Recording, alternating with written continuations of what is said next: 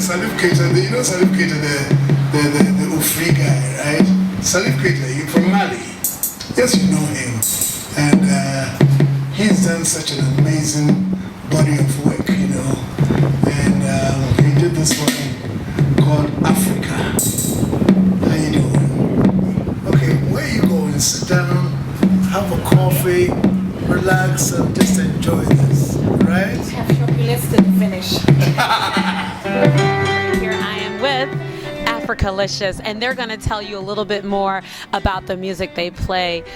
First off, let me have you introduce yourselves. Nana Frempong. Okay, what he did not say is his name is Nana Frempong. He's a divine drummer and he's a master percussionist. That's his accolades and all of that. My name is Papa Kofi Edu. And Papa is for daddy, and Kofi is I'm born on Friday, and Edu is as in education. Okay. How did you get a name like Africalicious? What does that mean? Does that mean that maybe the ladies love you or something like that? I'm just kind of curious. Well, when you say the name Africalicious, yes. Okay, yes, you know, then you straight away the first thing that comes into my mind is delicious. Now, does that mean we are delicious? That's for me to decide. That's for you to decide. Does that mean that the music is delicious? Does that mean the drumming is delicious? No. It means the whole Africa is delicious. And just take a little bite of it. It doesn't matter where. Which part of Africa you bite is super delicious. So Africalicious. Now, something can be Africalicious. You can be Africalicious. We can be you know what I'm saying? You can use it in any kind of way, as a verb, as a noun, as an adjective, as a whatever. It's Africalicious. Well, it looks like you're starting off a new trend here, because I sure will begin using the term myself.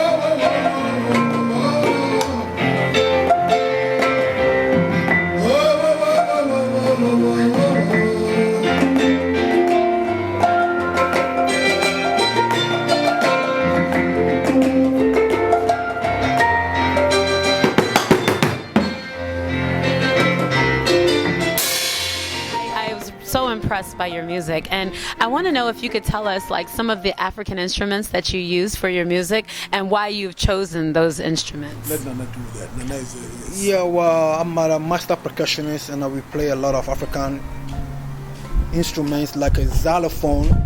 You can see the xylophone here, and we have the talking drum. That's what we use it for the royal home in Ashanti people. Oh, we use that for the royal home. Yeah. That's what we use for the kings and queens, for the derby and festivals.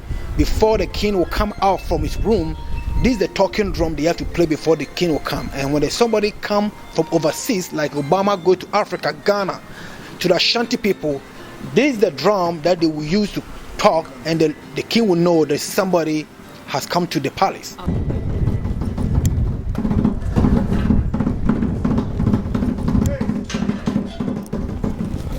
And how does it get its name, the talking drum?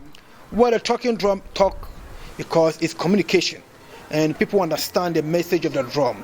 I can use the drum to call your name, I can use the drum to say something, and the people who are from the village will understand the message of the drum.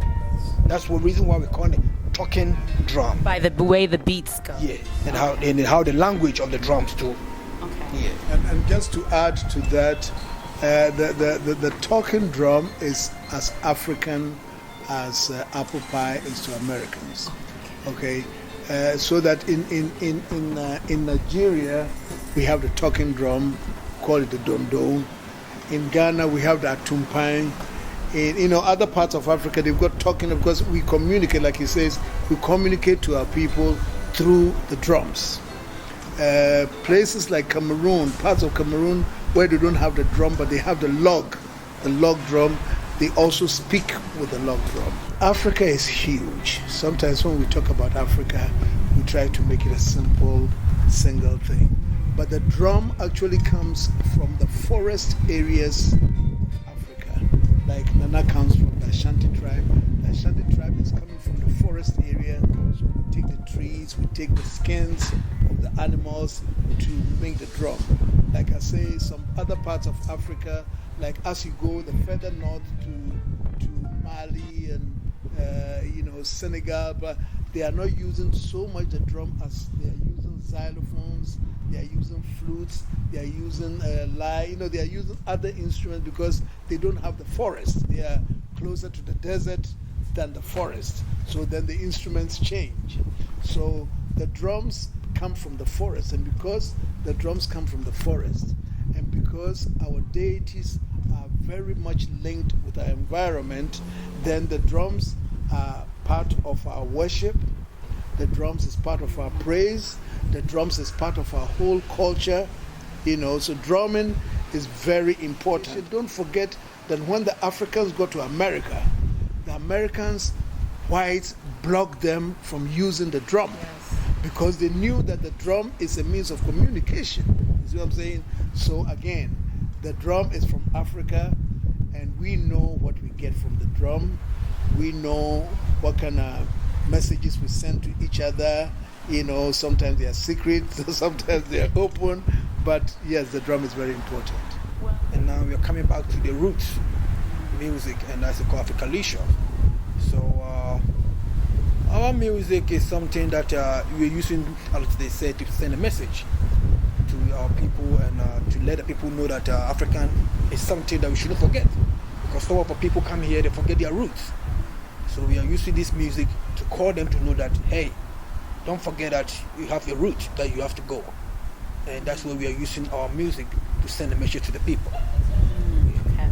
All right, to not forget their roots. And I'm just wondering, how important is that to you to know that you're able to make a difference through music in terms of helping people reconnect with where they come from? Well, that is crucial.